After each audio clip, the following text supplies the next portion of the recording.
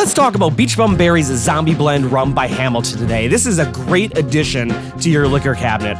So the rums for the original Zombie include a blended aged rum, which is about $30, a column still rum, which is about $25, and then an overproof black rum, at least $40. You're talking like $100 in rum. Well, enter the Hamiliton Zombie Blend Rum. You can get this for about $30 to $40, and you know what? It does a pretty darn good job. So the Hamiliton Zombie recipe calls for 3/4 of an ounce of freshly squeezed lime juice, half an ounce of grapefruit juice, white if you can find it. I can't find white grapefruit anywhere in my area.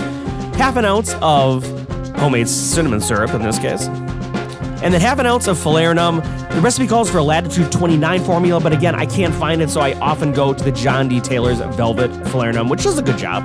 So 2 ounces of Hamiliton Beachbum Berry Zombie Rum Blend.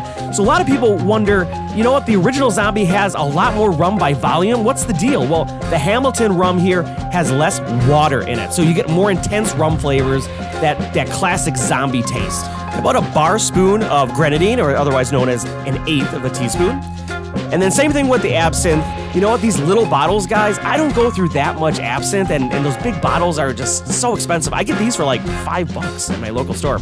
And then 1 dash of Angostura bitters.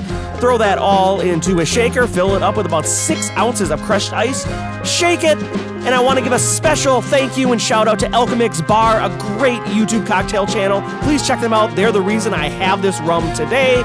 Till next time, Jeff at Tiki Drinks at Home.